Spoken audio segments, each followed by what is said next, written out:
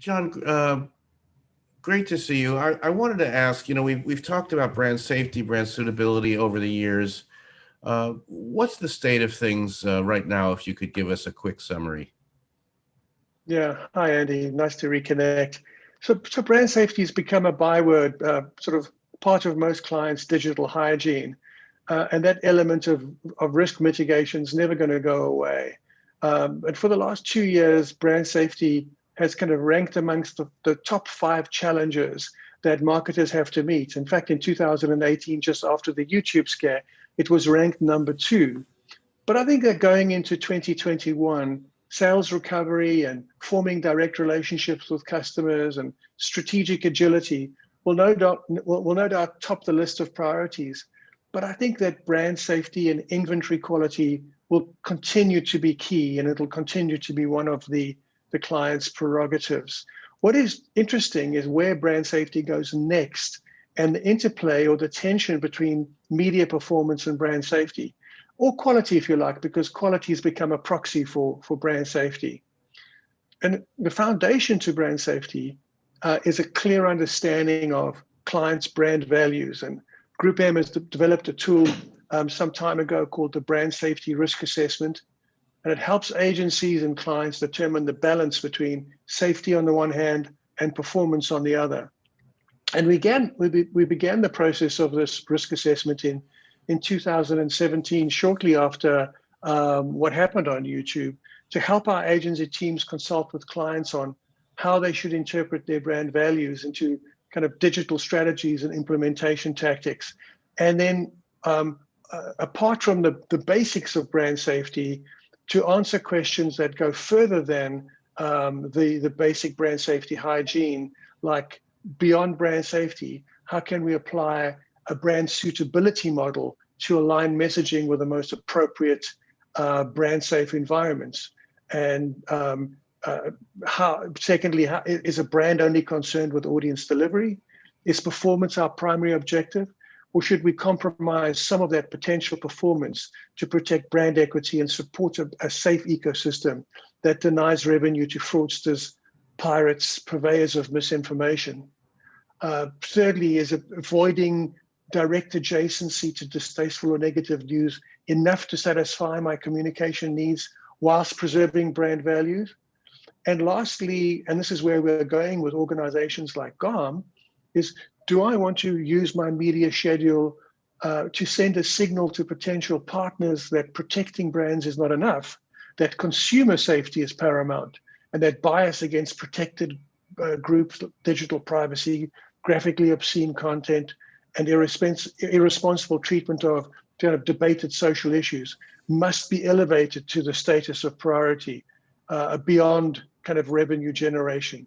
So these are all related issues, but they elevate brand safety discussion to one of consumer safety and the brand's behavior in the online environment. And it becomes a tool that helps marketers determine a kind of a balance of tolerance versus tactics to guide planning and buying decisions across the digital ecosystem.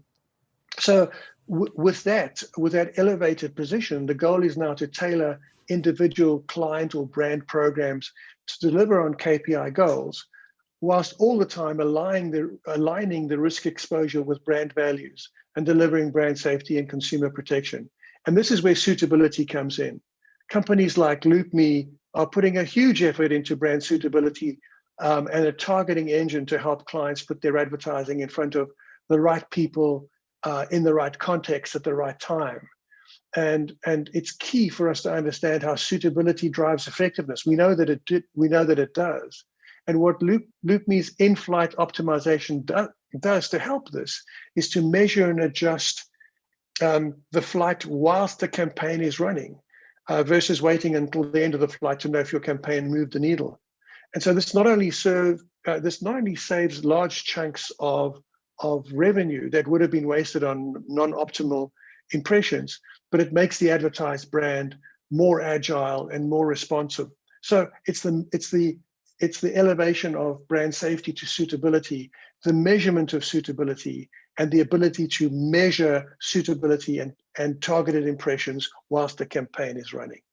John, so what do activations look like through this new process around performance and suitability? What's the use case for brands? How do they activate? Well, I think what brands kind of historically did was that in digital, they booked relatively brief campaigns. They measured the effect of those campaigns, and then adjusted the schedule to to adapt future campaigns. And what LoopMe's product does specifically is it optimizes whilst the campaign is running. So you can imagine the effect that after, if there's a 4-week campaign, after a short period of time where the technology has in fact recognized the pattern of the campaign, it starts optimizing away from the less effective impressions and towards those more effective impressions. And that saves a heap of investment, but it also makes the brand more agile and is able to target the most suitable target audience for that particular campaign. And finally, John, as you're unwinding, sort of changing a relationship with Group M, and still very involved with the industry, what are some thoughts about the state of brand safety, that the efforts that you've done and your colleagues have done, and what work needs to be done? Yeah, thanks, Andy. Unfortunately, when it comes to brand safety, we generally only hear the bad news. But over the last 4 years, there have been huge strides made, and there's still lots to do, and we can talk about that too.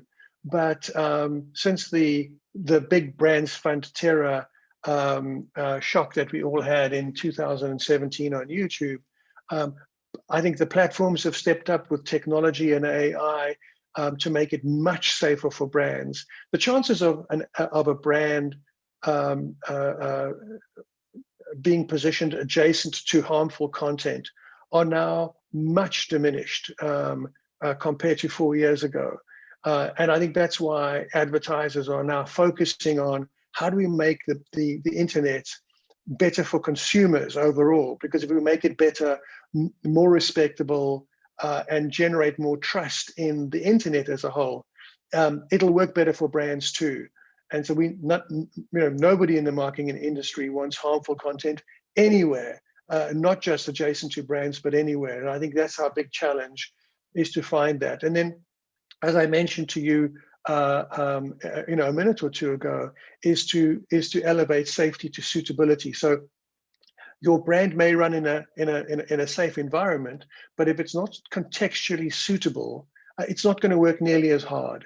And so the 4As and GARM are hard at work with kind of identifying suitability categories and standards that everybody will agree to and build into their technology to allow us to run in suitable areas, not just safe areas, but suitable areas as well.